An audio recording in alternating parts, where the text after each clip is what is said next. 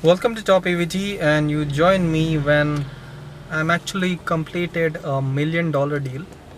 I'm not joking, $1 million deal. I'm really happy about it, and it's not just my efforts. My team, everyone did it.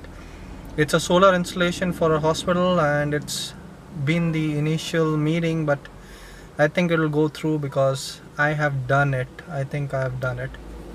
So, the video that I wanted to create today is how to negotiate $1 million deal, or how to make deals of these kind of significance. It is not easy to make these kind of deals. There is a lot of pressure, there is a lot of homework that you have to do, there is a lot of skill involved in doing these kinds of deals. How do you get this done? That's the video I wanted to create for you today. Now, how do you do it? It's very simple. The first thing you have to understand is homework. You have to understand what the deal is. You have to know the ins and outs of the deal. You have to know every figure by heart, all the important figures that are there in the deal. It should be at the back of your hand, always ready. If someone wakes you up in your sleep, you should be able to say it. That's how well prepared you have to be with the figures. Not just that, you have to be prepared for things, the objections that might come. That takes me to step 2. Step 2 is very simple. You have to think from your buyer's perspective. This seems obvious, but it is something that many people forget, or they don't know how to do it. Now, when I'm doing this deal, I have to think, what does my buyer want? Is he looking for quality? Is he looking for quantity? Is he looking for the best deal? What is the pricing that he's looking for? Everything, it is your job to know. It is not the buyer's job to know. He knows it. Of course, you need the buyer to know himself what he is in the market for. But more important than that, you have to know what your buyer is looking for. Because if you are able to know that, then you can come up with all the objections that they are going to come up with.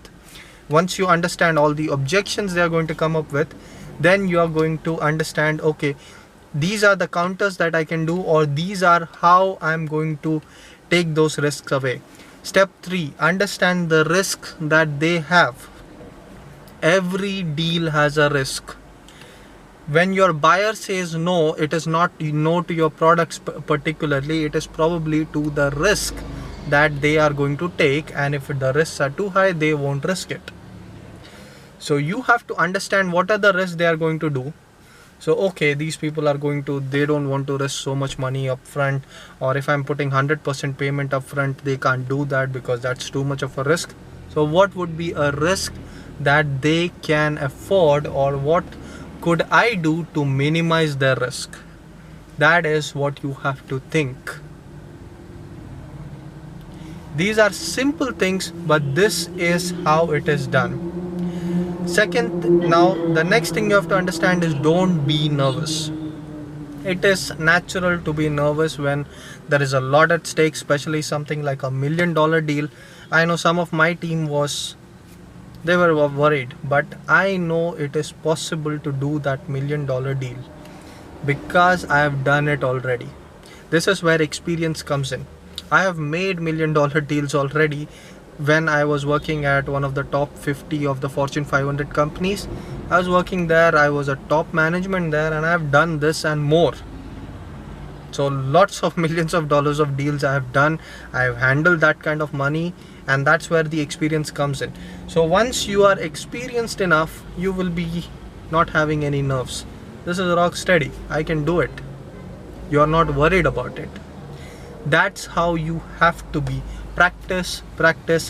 You start with small deals, you can go up, and then you'll be ready for your $1 million deal. That's not always true, but some of them, they have a natural knack to do the biggest deals.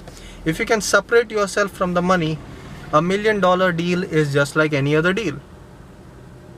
A $10 deal and $1 million deal don't have much of a difference. Of course, the stakes are higher because you are putting more money in there. That is the only difference. If you can understand that, if you can fundamentally, buying a chocolate and buying, something bigger is exactly the same. You're just trying to get the customer to buy. The customer has certain objections, he has certain doubts. If you can clear that, and if you can prove that you are the best in the market, they can do that. This is my secret. How I am successful is I am the best in the market. I give the best quality for the best price. Best price as in the other competitor might be double my price. There are certain times like that. I give them the most attractive deal. They say that okay, this is going to take less time, it is higher quality, it is make yourself attractive. If you are giving them the best deal at the best price at the least amount of time for construction and the best deal ever possible in their eyes, naturally they are going to come to you. If they don't, they are fools, they are not in the market. That's how it is. Make yourself so attractive that they can't deny you. That's for another video. I'll do that in another video. So if you have any comments, suggestions, questions, leave them in the comments below. Like, share, subscribe. This has been Jamie for TopEvt. I'll see you in the next video.